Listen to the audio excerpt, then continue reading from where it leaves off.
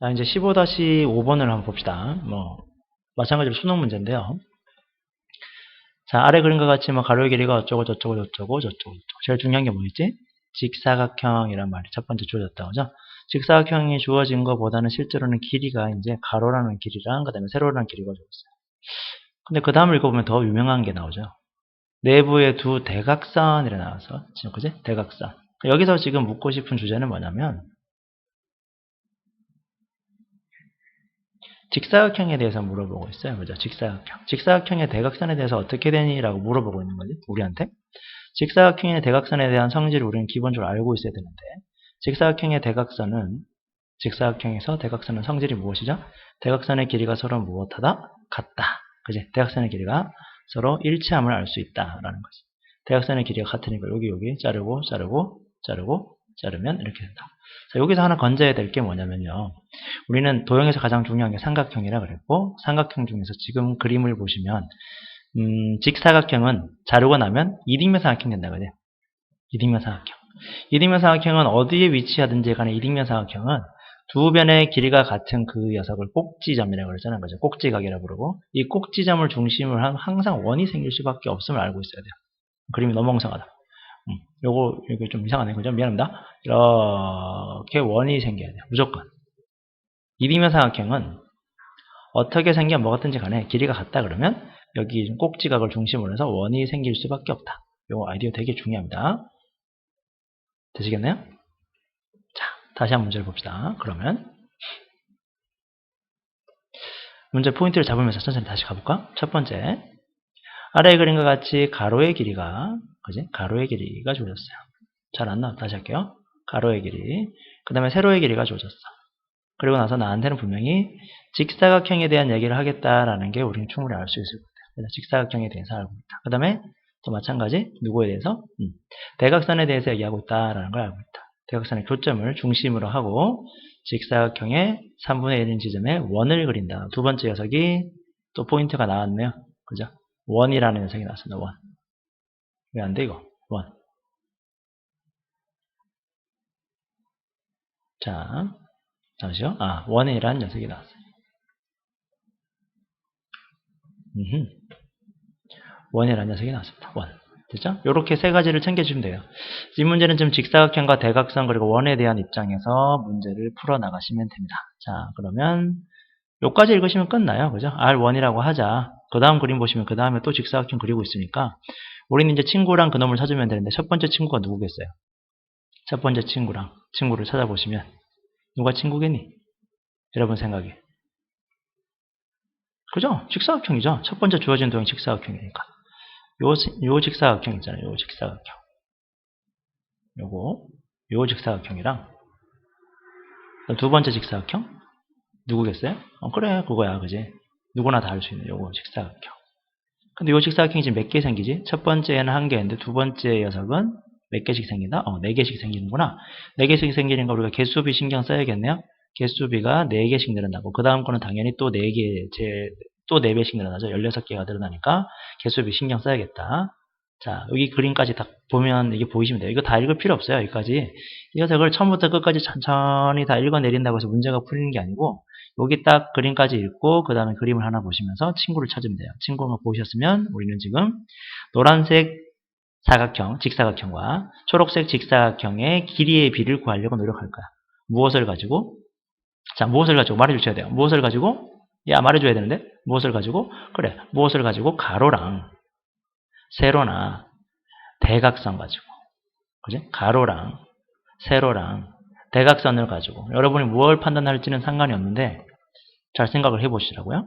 자, 근데 문제를 보면 대각선의 교점을 중심으로 하고 직사각형의 가로의 길이의 3분의 1인 지점에 지름을 하는 원을 가졌다 그랬습니다. 됐죠? 자, 가로가 6인데 자, 그럼 그림을 넘어가 볼까요? 자, 우리는 분명히 지금 큰 직사각형과 작은 직사각형에 대해서 얘기하는데 이 원이 지금 우리한테 지금 분명히 해석해야 될 어떤 거리잖아요. 그죠? 이 원이. 근데 이 원이 뭐라 그랬냐면은 대각선의 교점을 중심으로 잡는다 그랬어요. 대각선의 교점을 중심. 그지? 대각선의 교점 중심. 그러니까 이 문제는 사실 대각선의 교점을 중심으로 산다 했으니까 이대로 놔두면 안 되고요. 대각선을 그어야 됩니다. 대각선을 그어봐야 돼. 대각선을 이렇게 그어봐. 대각선을 이렇게 긋고 나서 문제를 바라봐야겠죠. 자, 대각선의 교점의 중심을 딱 가지고 있다, 그죠? 원을 그릴 건데, 그죠? 문제에서 뭐라 그러냐면, 지름이 얼마가 되냐면은, 가로의 3분의 1이라고 그랬어요. 그러니까 지름이 얼마겠어요? 지름이 당연히 2가 되겠지. 지름이 2니까 당연히 우리가 원을 하나 그릴 거야. 자, 원을 그릴 건데, 원을 한번 그려보자. 여기다가 원을 이렇게 하나 그릴 거야. 자, 그리고 이 녀석을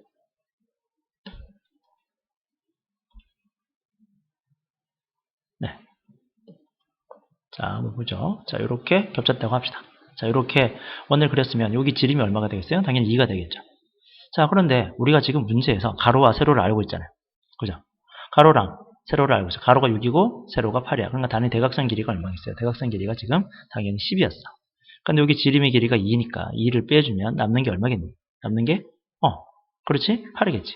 그런데 당연히 좌우 대칭 구조를 갖고 있으니까 여기서 여기까지 길이는 당연히 같을 거 아니냐, 그죠?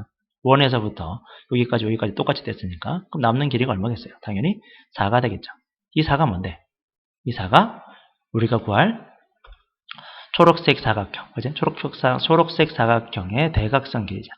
이 대각선 길이랑 내가 원래 구하려 했던 노란색 사각형의 대각선 길이를 한번 생각해보면 몇 대 몇이겠어요? 이 길이는 당연히 10이고 이 길이는 4니까 10대 4가 되겠지. 길이의 비가 10대 4. 약분하면은 당연히 5대 2가 될 겁니다.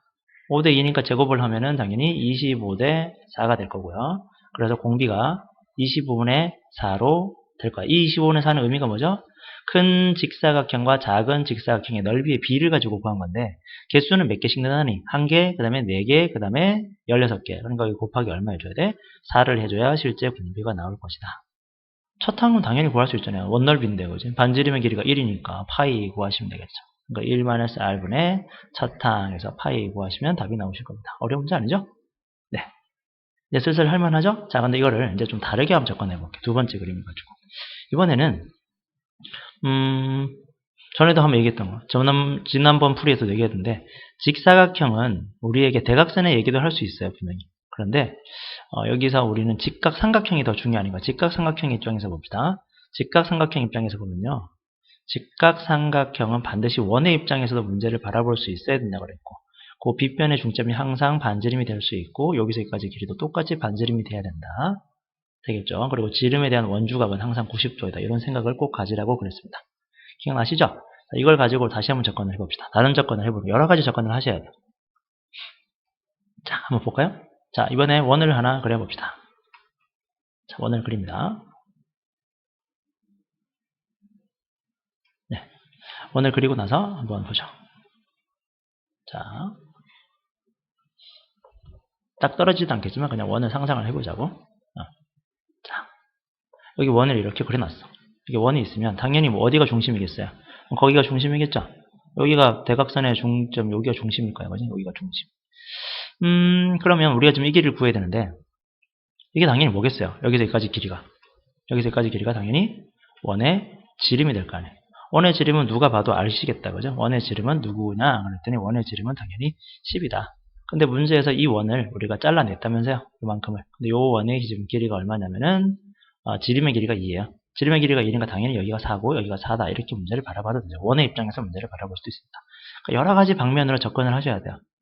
이 방법이 맞다, 저 방법이 맞다가 아니라 우리는 될 수 있으면 삼각형과 원의 입장에서 문제를 자꾸 바라보는 힘을 가지고 있어야 되고 항상 직각이라는 정보를 가지고 문제를 바라보자라는 겁니다. 물론 직각삼각형이 있으면 더 좋겠고 직각이라는 정보가 주어지면 항상 좋겠죠. 대놓고 직각삼각형이 안 주어지면 좀 전에 본 것처럼 이등변 삼각형이고 이등변 삼각형도 당연히 어디와 관련되어 있다고? 원과 관련되어 있다. 이런 과정을 좀 생각해 주시면서 문제를 바라보시면 할만하지 않을까요? 좀 힘들죠? 힘든데 좀 질문해 주셔. 부탁이니까 물어보시고 합시다. 일단 최대한 내가 문제를 시간 나는 동안 계속 올려줄게요. 네, 수고하셨습니다.